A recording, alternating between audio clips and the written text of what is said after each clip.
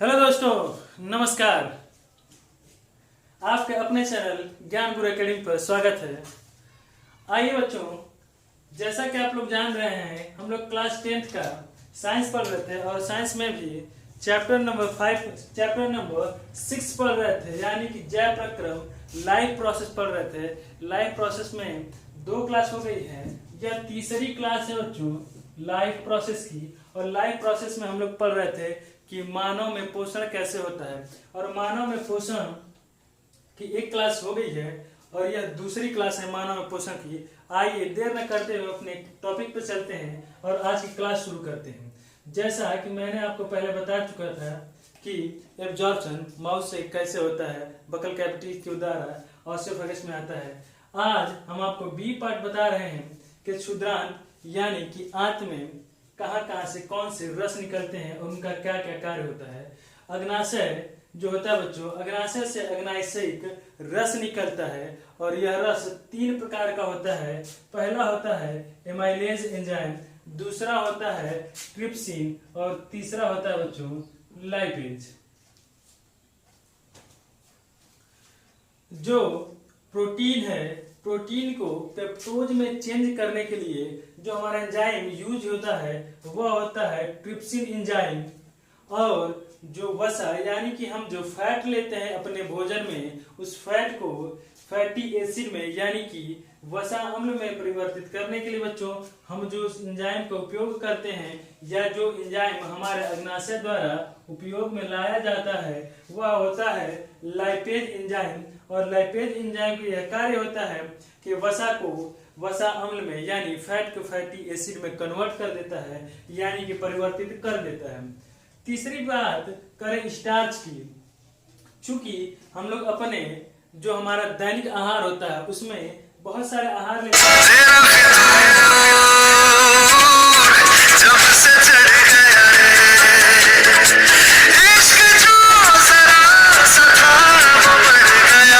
जैसा कि बच्चों में बता रहा था कि हम अपने आहार में स्टार्च लेते हैं, यानी कि हम जब चावल खाते हैं, गेहूं खाते हैं, यानी कि हमके अनाजों से स्टार्च मिलता है। उस स्टार्च को ग्लूकोज में परिवर्तित करने के लिए जिस एंजाइम का प्रयोग किया जाता है या जो एंजाइम प्रयोग में लाया जाता है वह हमारा एमाइलेज होता है। वह कौन सा एंजाइम होता है बच्चों? वह हमारा कौन सा होगा? एमाइलेज होता है। फिर इसके बाद बात करें विलाई का, यानी कि छोटे छोटे रोम होते हैं। आपने देखा होगा टॉवेल को। टॉवेल में क्या होता है बच्चों कि जब हम लोग नहाने के बाद उससे अपना शरीर पोंछते हैं तो उसमें छोटे छोटे रोम निकले होते हैं जो पानी को अवशोषित कर लेते हैं। उसी तरह से यह दीर्घरोम होते हैं और दीर्घरोम का काम यह होता है कि अवशोषण का स्तर बढ़ाना। यानी जब हम हैवी डाइट लेते हैं, ज्यादा भोजन को ग्रहण कर लेते हैं, उस समय यह विलाई क्या करती हैं कि अपने सरफेस एरिया को बढ़ा देती हैं, अपने सतह को बढ़ा देती हैं। और सतह को बढ़ाने का यह रीजन होता है कि एब्जॉर्प्शन यानी अवशोषण का कार्य है वो जल्दी हो और अपने का जो आपने भोजन लिया है वह जल्दी से पचे। तो जो दीर्घ रोम होती हैं, जो विलाई होती हैं, वह अवशोषण के स्तर को बढ़ा देती हैं। बच्चों ये छोटी छोटी इस प्रकार की विलाई होती हैं जिन्हें हम लोग दीर्घरोम कहते हैं। और जब आप न्यूट्रिशन यानी भोजन ज्यादा लेते हैं तो यह अपनी संख्या जो है उसको, जो इसका साइज है उसको एक्सपेंड कर देता है, बढ़ा देता है, जिसकी वजह से जो भोजन है उसका अवशोषण जल्दी होने लगता है। फिर बात करें बृहदांत की, यानी कि आपका जो बृहदांत होता है, लार्ज इंटेस्टाइन होता है, इसमें क्या होता है बच्चों कि यह जल का अवशोषण करता है, जल का अवशोषण करता है। और जो आपके अपशिष्ट पदार्थ हैं, अपशिष्ट पदार्थ का मतलब यह हो गया कि आपने जो भोजन लिया था उसका जो भी न्यूट्रिशन था वो आपकी कोशिकाओं द्वारा और आहार नाल द्वारा अवशोषित कर लिया जाता है। लेकिन जो अपशिष्ट पदार्थ, जो बेकार कूड़ा कचरा बचा हुआ है, वह बाहर निकाला जाएगा।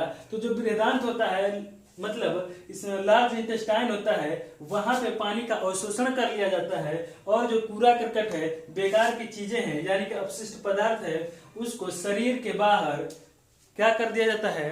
निकाल दिया जाता है। यानी कि वह एनस में, गुदा द्वार में वह एकत्रित रहता है और एकत्रित होने के बाद आपको ऐसा लगता है कि अब हमें बाथरूम में जाना चाहिए, और बाथरूम जब जाते हैं तो इसी गोदामन में जो भी सारे अपशिष्ट पदार्थ होते हैं वह बाहर निकाल दिया जाता है, यानी कि जो आपका फीकल मैटर होता है वह शरीर से बाहर निकाल दिया जाता है। तो इस तरह से बच्चों जैव प्रक्रम में आपने मानव पोषण को देखा, और मानव पोषण की ये सारी घटनाएं आपको बारी बारी से समझा दिया है। इसके बाद भी छोटा सा फिगर बनाएंगे, और फिगर के माध्यम से एक बार पूरा आपको रिवाइज करने का प्रयास करते हैं। तो आइए हम फिगर बनाते हैं और रिवाइज करने का पूरा प्रयास करते हैं।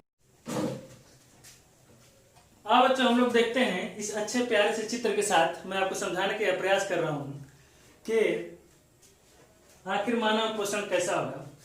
आइए हम यह मान लेते हैं कि यह एक रसगुल्ला है। क्या है बच्चों? यह एक रसगुल्ला है, और रसगुल्ले को आपने खाया, और जब इस रसगुल्ले को खाया तो यह कहाँ जाएगा? यह जाएगा बच्चों आपके मुंह में। इतनी बात समझ में आ गई? क्योंकि रसगुल्ला है तो समझ में आएगा बहुत अच्छी से। अब यह रसगुल्ला जो बाहर था आपके मुंह में चला गया है।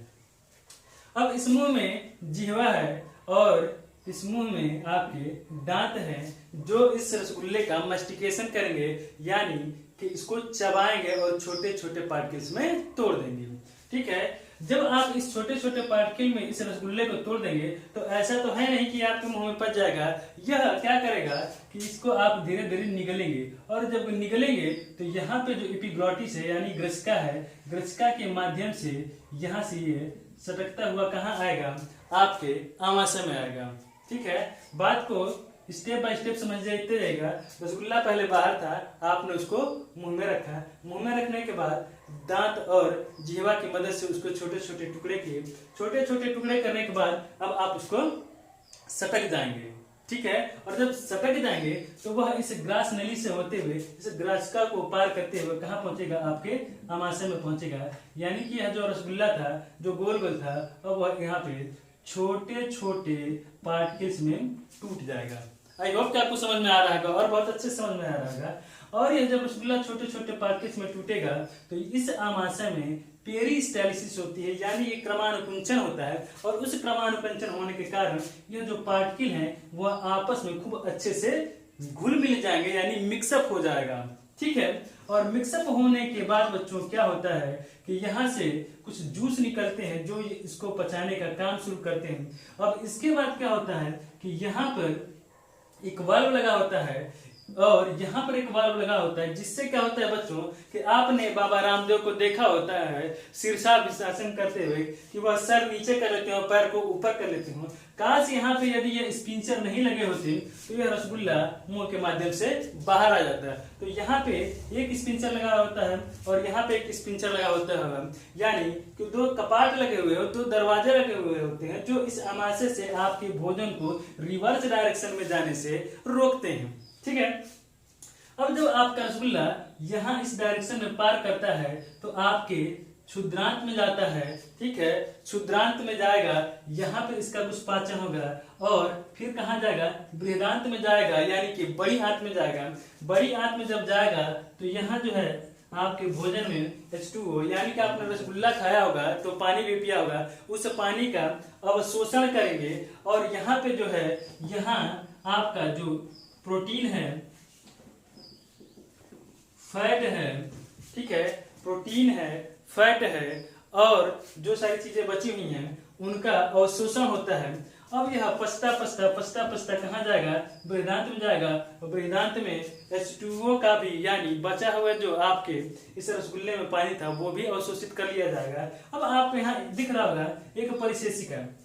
यह परिशेषिका जो होती है बच्चों वह कार्निवोरस में पाई जाती है। कार्निवोरस का मतलब यह होता है कि ऐसे जीव जो हरी साग सब्जियों का सेवन करते हैं, यानी उनमें परिशेषिका पाया जाता है। और यह परिशेषिका उनमें जो ग्रीन प्लांट होते हैं यानी कि सेलुलोज का पाचन करता है। हम लोग मनुष्य हैं, यदि हरी चीज खाते हैं तो हरी साग सब्जियों को यानी साग को हम लोग क्या करते हैं? पचा कर खाते हैं। इसलिए यह परिशेषिका हमारे अंदर वेस्टिजियल रूप में हो जाती है, अवशोषी के रूप में हो जाती है। और कभी कभी क्या होता है बच्चों की एकाध दाने यदि हमारी इस परिशेषिका में फंस जाते हैं तो हमें अपेंडिक्स का दर्द होने लगता है। यही परिशेषिका अपेंडिक्स कहलाती है। और बाय द वे इस परिसेचका में कोई चावल का दाना फंस जाता है, उसमें सड़ने लगता है तो हमको बहुत तेज दर्द होने लगता है और इसका जाकर हम लोग ऑपरेशन करवाना पड़ता है, इस परिसेचका को अपने शरीर से रिमूव कराना पड़ता है। ठीक है, अब आते हैं यहाँ पे, अब जहाँ बृहदान्त में H2O यानी कि आपके जल का भी अवशोषण हुआ, इसके बाद क्या बचता है, आपका वेस्ट मटेरियल बचता है उस रसगुल्ले का, और उस वेस्ट मटेरियल को क्या करते हैं, जैसे कि गांव में क्या होता है बच्चों, कि जो गांव के बच्चे होते हैं वो अपने पशु का जो डंग होता है, गोबर होता है, उसको ले जाकर बाहर फेंक आते हैं क्योंकि वो वेस्ट मटेरियल है। तो आपके रसगुल्ले से जब वो निकल जाएगा, उसके सारे पार्टिकल अब्जॉर्ब कर लिए जाएंगे, तो जो बचा हुआ रसगुल्ला है वो आपके गुदा द्वार में आ जाएगा, और जब आपके गुदा द्वार में आ जाएगा तो आपको पोटी लग जाएगी, मतलब अचानक से नहीं, जब इकट्ठा हो जाएगा तब। और क्योंकि आप लोग को लग रहा हो कि सर अचानक से लग जाएगा, ऐसी बात नहीं है, जब ज्यादा मटेरियल आप इकट्ठा कर लेते हैं तो आपको पोटी लग जाती है, और उस पोटी को आप लोग थोड़ी देर बाद या 24 घंटे में एक बार जाते हैं और बाहर निकाल देते हैं, और जब बाहर निकाल देते हैं यानी ये आपके शरीर से बाहर चला जाता है। तो ये पूरी प्रक्रिया थी बच्चों मनुष्यों में पोषण की। हम अपने अगले टॉपिक पे पढ़ने वाले हैं श्वसन, और अगला जो टॉपिक होगा हमारा वो श्वसन होगा। आज के लिए बस यहीं तक। और हाँ, अभी तक आपने हमारे चैनल को या हमारे वीडियोस को लाइक नहीं किया, सब्सक्राइब नहीं किया है, तो सब्सक्राइब कर लें, दोस्तों के साथ शेयर कर लें, ज्ञान बांटने से ही बढ़ता है, जैसे कि हमारे महागुरु बताते हैं। और आज के लिए बस धन्यवाद।